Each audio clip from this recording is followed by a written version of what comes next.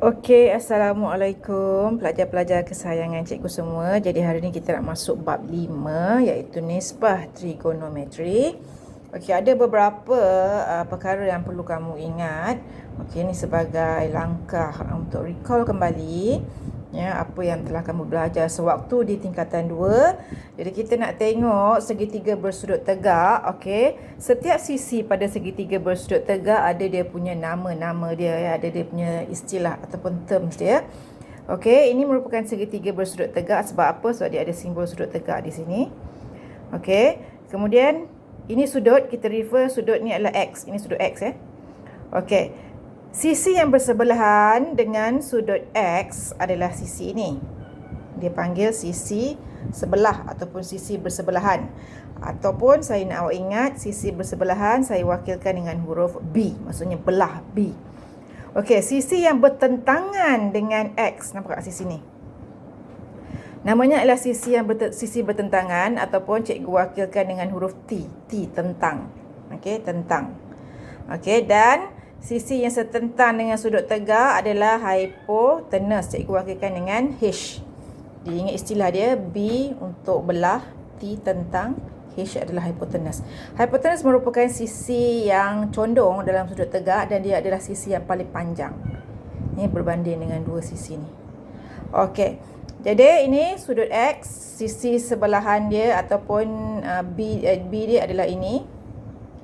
Okey, sisi setentang dia ataupun T tentang dia adalah ini dan hipotenus dia adalah yang condong. Okey. Okey, kemudian kita refer pada segitiga bersudut tegak yang kedua yang cikgu wakilkan dengan sudut Y ni. Okey, ini adalah sudut Y. Sisi yang sebelahan dengan sudut Y adalah sisi ini. Okey. Sebelah dia, ni sudut, ni sebelah dia, so sisi ini kita wakilkan dengan B lah belah. Kemudian sisi yang setentang dengan sudut Y adalah sisi ini. Nampaknya dia setentang. Ni tadi belah. Okey, saya wakilkan dengan huruf T untuk tentang. Dan yang condong biasalah itu adalah hipotenus. Jadi ini istilah-istilah yang perlu kamu tahu dan kamu kenal dalam sesebuah segitiga bersudut tegak sebelum kita pergi kepada yang lebih lanjut. Okey, seterusnya saya nak kamu ingat formula 3 perkara ni, iaitu dalam tajuk ni yang kita kena tahu adalah sinus, cosinus dan juga tangent. Sinus saya wakilkan dengan huruf S, cos ataupun cosinus biasa kita panggil cos, cikgu wakilkan dengan K, dan T kita wakilkan untuk tangent dengan huruf T. Okey, ini formula yang kamu kena ingat. Okey. Formula ni cikgu gunakan sejak dari zaman cikgu sekolah lagi, cikgu tuition saya bagi. Jadi saya nak applykan setiap pelajar yang saya ajar, saya akan suruh mereka gunakan formula ni. Okey, yang pertama, sinus adalah, ingat ayat, saya tak hutang. S, T, H, kita ambil huruf depan setiap perkataan. S mewakili sinus ataupun sin tadi. Dia T untuk sisi yang setentang yang saya kata T mewakili T, dan H untuk hipotenus. Jadi formula dia adalah saya tak hutang. Ini formula untuk sinus, untuk sin. Untuk cosinus ataupun cos, kamu kena ingat ayat kau boleh hutang. Okey, ambil huruf depan setiap perkataan. KBH, kau boleh hutang. Maksudnya cos, formula dia adalah bersamaan dengan sisi yang sebelahan bahagi hipotenus. Yang ketiga, tangent, T. Okey, ingat ayat tak tahu baca, TTB. Jadi formula dia adalah tangent bersamaan dengan sisi yang setentang bahagi dengan sisi yang sebelahan. Cikgu dah tekankan tadi. B untuk belah, T untuk tentang, H untuk hipotenus. Kita ingat tadi saya dah wakilkan dalam yang mula-mula tadi. Yang mula-mula tadi H, T, B, H, okey,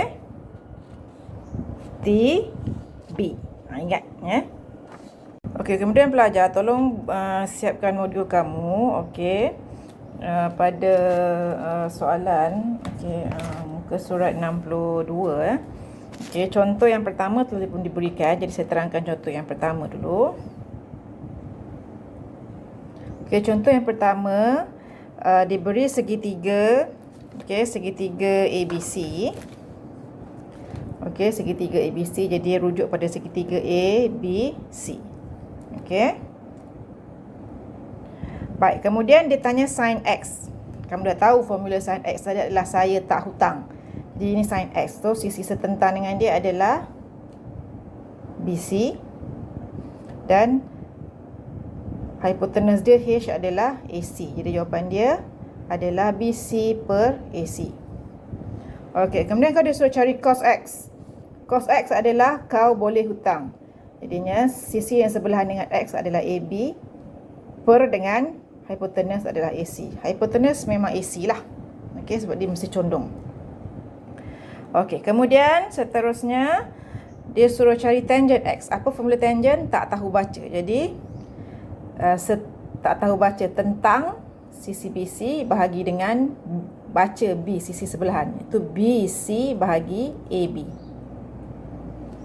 Okey, kemudian untuk sin Y. Sin Y itu sudut Y yang ni Saya tak hutang. Dia suruh cari saya tak hutang. Jadi saya tak hutang sisi setentang dia AB berdengan hipotenus dia AC. Jadi AB per AC.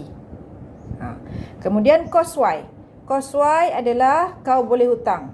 Yang sebelahan dengan sudut Y sisi BC, hipotenus adalah AC. Hipotenus senang nak ingat, dia mesti AC punya. Dan akhir sekali tangent Y ya. Tangent Y formula adalah tak tahu baca.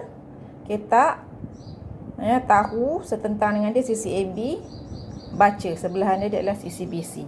So AB per BC. Tak tahu baca. Ini jawapan dia.